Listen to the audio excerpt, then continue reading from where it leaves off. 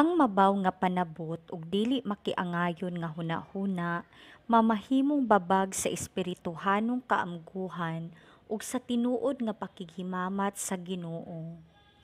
Dili sulagma nga ang pagbag-o sa Griego nga pinulungan, metanoia, nga sa literar nga pagsabot, mulagbas sa hunahuna. Salamat sa pagpamugo sa usa ka higala na himamat ni Nathaniel si Hesus. Kinsa mihaw-as kaniya sa kamabaw sa iyang panabot ug hinay-hinay nga midala kaniya sa mas halawom nga pagtuo. Pagbasa gikan sa basahon saang gipadayag. Unya miduol kanako ang usa sa 7 ka anghel nga nagdalag 7 ka panaksang puno sa 7 ug katapusang katalagman. Miingon ang anghel, dali ngari ug patan-awon ko ikaw sa pangasaw-unon, ang asawa sa nating karnero. Unya gigamhan ako sa espiritu ug gidala sa anghel ngadto sa tumoy sa habog kaayong bukid ug gipakita kanako ang Jerusalem, ang balaang syudad nga mikunsad gikan sa langit ug gikan sa Dios. Nagilak-gilak kini sa himaya sa Dios. Migilak ang syudad sama sa bililhong bato nga daw haspi ug tin-aw sama sa bildo. May dako ug habog nga paril kini ug may napulog duha ka ganghaan nga gibantayan sa napulog duha ka anghel. Diha sa mga ganghaan nahisulat ang mga ngalan sa napulog duha ka banay sa Israel. Kada kilid sa syudad may 3 ka ganghaan. 3 sa silangan, 3 sa habagatan, 3 sa amihanan, ug 3 sa kasadpan.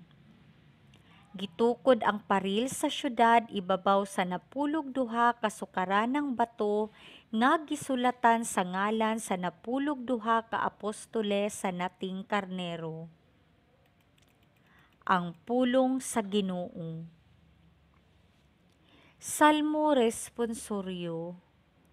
Ang imong mga higala nagtug-an sa himaya sa imong pagkahari, Ginoo. Papasalamata kanimo ang tanan mong mga buhat o Ginoo, ug padayga kanimo ang tanan nga nagtuo kanimo.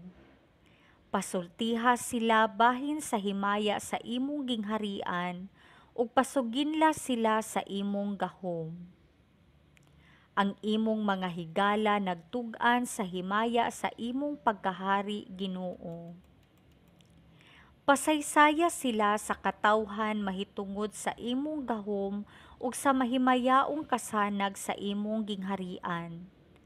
Ang imong gingharian maoy gingharian alang sa tanang katuigan ug ang imong pagmando nagalungtad latas sa tanang kaliwatan. Ang imong mga higala nagtug-an sa himaya sa imong pagkahari, Ginoo.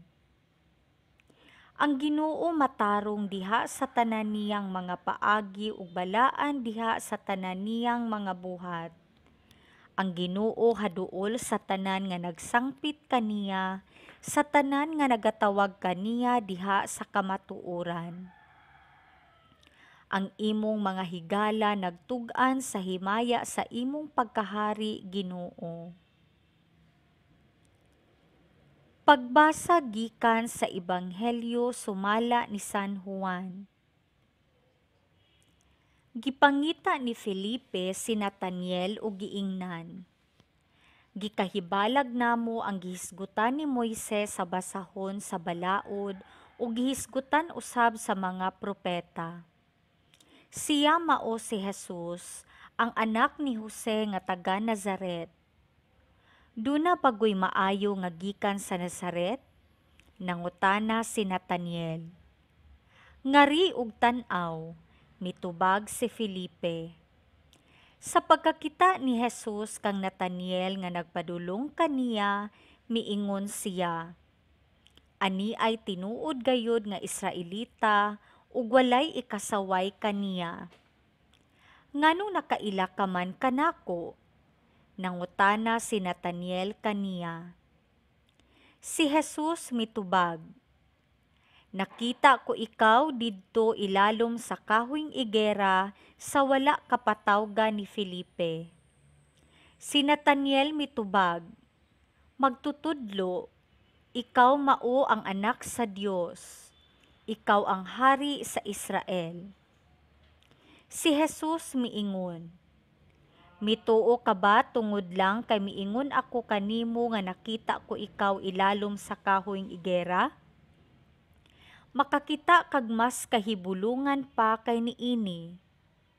Ug miingon siya kanila, sultihan ko kamo, makita ninyo ang langit nga maabli ug ang mga anghel sa Dios magsaka kanaog diha sa anak sa tawo.